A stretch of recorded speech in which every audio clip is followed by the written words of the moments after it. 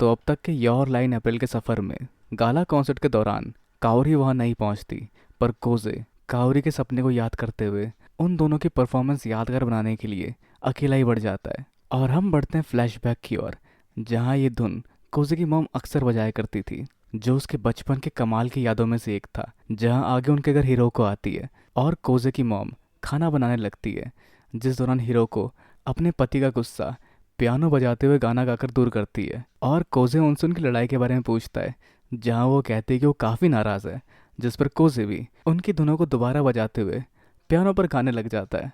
जैसा कुछ हिरोको के लिए मानना मुश्किल था, और एक बच्चे को एक ही बार सुनी धुन को बजाते देखकर वो समझ पाती कि कोजे पियानो बजाने के लिए ही बना है। जो खुशी वो कोजे की मॉम के साथ बांटती है कि कोजे एक जीनियस है, उसे तुम पियानिस्ट बना सकती हो। और अब कहानी में आगे, जहाँ जनता में सभी को कावरी की परफॉर्मेंस का इंतजार था, वहाँ सिर्फ अकेला कोजे बढ़ता है पियानो की ओर, जिसके पीछे कोई पागलपन नहीं है।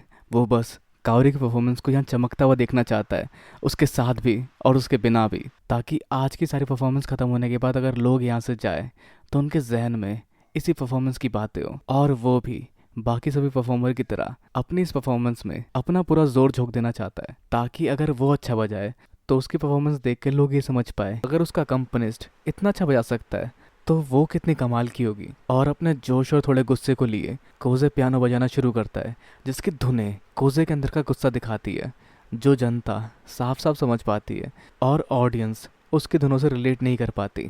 जहाँ कोजे सिर्फ इसी होड़ में लगा हुआ है कि सब उसकी तरफ देखे और देख पाए कि कितना कमाल का है वो, ताकि ऐसा ही कुछ वो कावरी के बारे में भी सोच सके। पर सबको यही लगता है कोजे गलती कर रहा है, वो गुस्से और तेजी के बीच में कंफ्यूज हो रहा है। पर कोजे के एंगल से सच ये है कि वो अपनी बजाए धुनों को सुन ही नहीं पा रहा। जो भी वो बजा रहा है वो बिल्कुल सही बजा रहा है, जिस सबको वो महसूस कर रहा है, जिस सबको कोजे भी समझ पाता है। वो समझ पाता है कि उसकी बजाए धुनें इतने अच्छे से काम नहीं कर रही, क्योंकि ये धुनें उसके लिए लोरी की तरह थी, जो उसकी मॉम उसे सुनाया करती थी। और उसे वही एहसास अपने शरीर के अंदर महसूस होता है, जहाँ भले ही वो धुनों को नहीं सुन सकता, पर वो महसूस कर सकता है। और उसके वही जज्बात उसे साफ साफ कह रहे हैं वो जिस तरह से पियानो बजा रहा है वो ठीक नहीं है। जिससे हिरोको की बात याद आती है कि तुम दोनों को सुने बगैर भी महसूस करके बजा सकते हो अपने जज्बातों के साथ, और कहीं ना कहीं यही तुम्हारा तोहफा है। और उसे अपनी मॉम की कई बात याद आती है कि पियानो को ऐसे छुओ जैसे तुम किसी बच्चे को छू रहे हो, बिल्कुल प्यार से। जिस दौरान वो याद करती है कि कैसे कोजे को उन्होंने प्यार से छुआ था जब वो छोटा सा बच्चा था और उनकी गोद में था, जिस सबसे कोजे उस सबको महसूस करने लगता है और उसी जज्बात को लिए पियानो को उस तरह से बजाता है जैसे उसकी मॉम बजाती, और जिसके साथ ही दोनों का जादू लोगों के ऊपर काम करना शुरू कर देता है। और कुछ लोग फिर से देख पाते हैं कि कोजे के बजाने के तरीके में बदलाव आते हुए, जो धुन सबको उसमें डूबने पर मजबूर कर देती है। और हिरोको उसमें अपनी दोस्त साके को देख पाती है, जो कोजे की मॉम थी। और हम बढ़ते हैं फ्लैशबैक की ओर, जब कोजे को पीटा था साकी ने, जिस पर हिरोको से नाराज़ थी, और साकी वो सब समझती थी, जो उस समय भी अपनी व्हीलचेयर में लटकी हुई म्यूज़िक नोट्स को उठा रही थी, जो ऐसा करते हुए गिर जाती है और अपने दिल की बात कहती है कि कोजे के पास मैं ज़्यादा समय के लिए नहीं हूँ। जहाँ वो चाहती है कि कोजे बेस्ट बने, वो इन सब झमेले में ना पड़े, उसके पास सिर्फ पियानो ही है, उसे और कुछ नहीं आता। जहाँ साकी चाहती है कि उसके जाने के बाद ये पियानो ही उसको संभाले। अब भले ही हम साकी के तरीकों को गलत कहें या सही कहें, पर वो अपना बेस्ट देने की कोशिश कर रही है ताकि कोजे उसके जाने के बाद अपने पियानो के स्किल्स के साथ सरवाइव कर सके। पर फिर भी साकी की इच्छा सिर्फ ये होती है कि काश काश उसके पास और समय होता कोजे के साथ बिताने के लिए। जिससे हम बढ़ते कोजे के लास्ट परफॉर्मेंस की ओर, जहाँ वो अपने धुनों को नहीं सुन पाया और रोता रहा पियानो के ऊपर कान पकड़कर। और परफॉर्मेंस खत्म होने के बाद भी ग्रीन रूम में अपने कानों को पकड़े वो रोता रहा, कोई कोई मेरी मदद करो, मुझे कुछ सुनाई नहीं दे रहा। जिस सब पर हिरोको को बस अफसोस हुआ कि शायद उसके वजह से कहीं ना कहीं कोजे को पियानिस्ट बनाया गया, और उसके वजह से कोजे को सब झेलना पड़ रहा है। जो मानती है उसको कोई हक नहीं है कोजे के साथ रहने का। पर फिर उन्होंने देखा कोजे फिर से लौट आया, और उसने बताया अपने पियानिस्ट बने रहने के पीछे का मोटिवेशन, जिस सब के पीछे एक सरफरी वायलिनिस्ट है।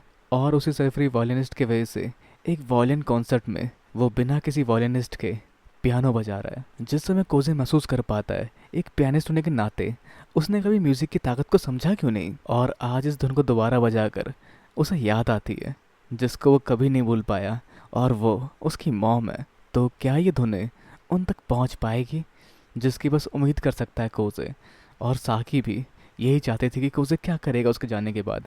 क्या वो अपना ख्याल अकेले रख पाएगा, क्या वो अपने जीवन में आगे बढ़ पाएगा, क्योंकि सिर्फ म्यूजिक एक स्किल थी जो कोजे के पास थी, जिसे उसी के सहारे आगे बढ़ना था। जो मरते हुए भी सिर्फ यही सोचती कि क्या वो एक अच्छी मॉम नहीं है। क्या कोजे रोज दांत ब्रश करेगा, और अगर वो बीमार हुआ तब वो क्या करेगा, क्योंकि कोजे उसकी मॉम का या उसकी मॉम के लिए एक कीमती खजाना था जिसमें उन्होंने खुशी ढूंढी थी। जहाँ कोजे महसूस कर पाता है उसकी मॉम का भूत जो उसने बनाया है वो बस उसकी कल्पना ही है, एक कल्पना हमेशा अपनी कमजोरी से भागने के लिए, क्योंकि उसकी मॉम वहाँ नहीं है जहाँ वो उसको देखता है।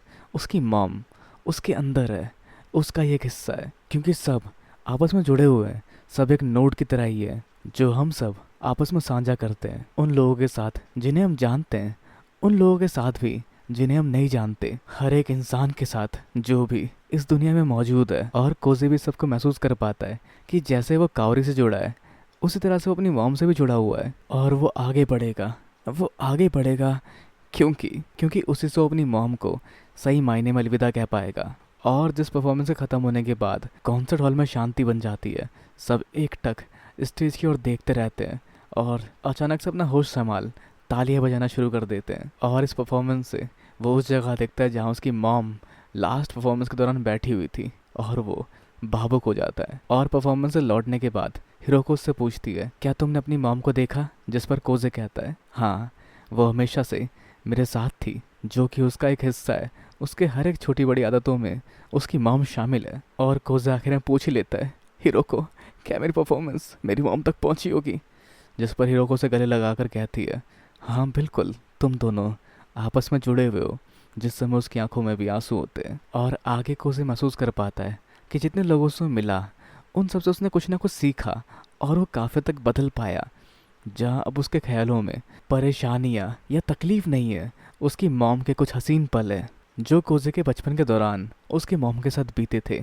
तो अब आगे कॉन्सर्ट हॉल में एक शानदार परफॉर्मेंस के बाद अब वो घर लौटना चाहते थे, जहाँ अब लास्ट में बारी थी उस बच्चे की जो आज कावरी का आउटशाइन करने आया था।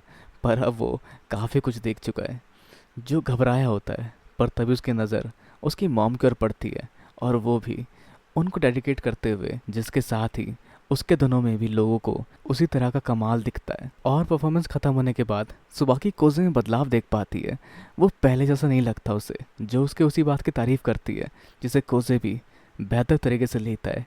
जो बदलाव उसे समझ नहीं आता, पर कहीं ना कहीं वो महसूस कर पाती है कोजे के बदलाव को, क्योंकि सुबाकी बचपन से उसके साथ है, जो हल्के से बदलाव को उसके महसूस कर लेती है, जिससे उसकी आंख नम होने वाली थी, पर वो अपने आंसू रोक लेती है। तो अब काफ़ी कुछ बदल चुका है।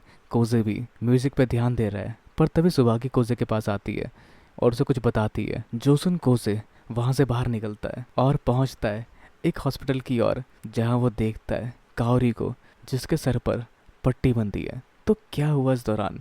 क्यों कावरी गाला परफॉर्मेंस में नहीं आ पाई, जिसके लिए वो इतनी उतावली थी? जानते हैं सब बारे में कहानी में आगे। तो अब आप क्या सोचते हैं? अपने विचार में नीचे कमेंट में बिल्कुल ना भूलें। वीडियो को लाइक, शेयर और चैनल को सब्सक्राइब करना भी बिल्कुल ना भूलें। तो अगली मिलते हैं अगली वीडियो में। Sayonara and have a nice day.